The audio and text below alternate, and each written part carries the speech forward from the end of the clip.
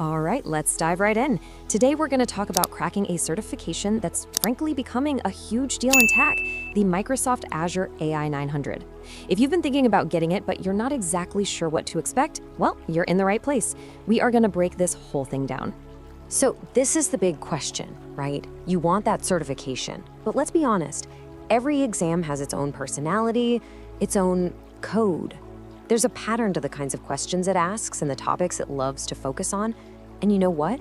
Understanding that pattern is the absolute first step to passing. So today, that's exactly what we're gonna do. We're gonna lay out the blueprint for you. So boom, here it is, the entire exam right here on one screen. It's broken down into 5 main areas. And you can see they're all pretty evenly weighted, but wait a sec, look at generative AI. It's got a little bit of an edge, clocking in at up to a quarter of the entire exam. Right there, that's our first big clue about where we should probably spend a little extra study time.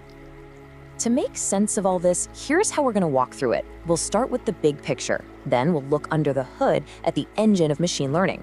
After that, we'll see AI in action with vision and language. We'll explore the new frontier of generative AI, and we'll wrap it all up with your winning playbook to get you ready. Okay, first up, the big picture. Before you can build anything with AI, you've got to understand the basic ideas. And just as important, you need to know the ethical rules of the road that Microsoft has put in place. This whole section is really about the what and the why. Look, the exam isn't just going to ask you for simple definitions. It's going to hit you with real-world scenarios. It'll say something like, a bank wants to automatically flag strange payments. You need to know instantly that they're talking about an anomaly detection workload. It's all about knowing which tool to grab for which job. That's the real key here. Now, I really want you to pay attention to this because it's so important. Microsoft takes its responsible AI principles very, very seriously, and that means the exam does too. You are absolutely going to see questions about these 6 pillars: fairness, reliability and safety, privacy and security, inclusiveness, transparency, and accountability. Know them. So take fairness. It's all about making sure that our AI systems don't just copy and amplify our own human biases. Think about it. If a loan approval model is trained on old data where bias already existed, it might just learn to unfairly deny loans to certain people. The whole principle of fairness means your job is to find that bias and stamp it out. And then there's reliability and safety. I mean, imagine an AI in a self-driving car. It can't just work, most of the time. It has to work safely, predictably, whether it's pouring rain, the sun is glaring, or a kid chases a ball into the street. This principle is all about testing and retesting to build systems that we can trust not to cause harm, especially when the stakes are that high. Okay, with those ground rules in place, let's get into the engine world. Now we're talking about machine learning. This is the core tech, the real nuts and bolts, and the Azure tools you'll actually be using to build these models. Now, the exam is for sure going to test you on the main types of machine learning. The easiest way to think about it is this. Supervised learning is like studying for a test with flashcards, where you already have all the answers. Unsupervised learning is more like being handed a giant, messy pile of photos and being told, sort these into groups that make sense. They're both incredibly powerful, just for totally different kinds of problems. And these are your go-to tools in the Azure Toolkit. Think of Azure Machine Learning Studio as your entire workshop. It's this big visual space where you can lay out all your tools and projects. Inside that workshop, you've got AutoML, which is like having an expert assistant who just zips through hundreds of models for you and picks the best one. And when it's time for the heavy lifting, compute clusters give you all the raw horsepower you need. All right, now we get to the really fun part, seeing AI actually in action. This section is all about how we use these ideas in the real world, how Azure services can learn to see with computer vision and understand what we're saying with natural language processing. Okay, this is a super common trip-up point, so listen close. You have to know when to use which vision service.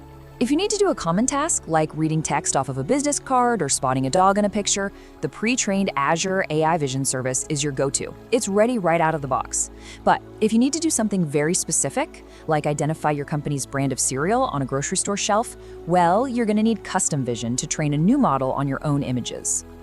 And this right here, this is a perfect picture of how all those pieces actually connect in the real world. You see, A user uploads a picture, that triggers a little piece of code called an Azure function. That function calls the Vision API to figure out what's in the image, and then it saves the results to a database. It's a classic, powerful pattern you're going to see everywhere.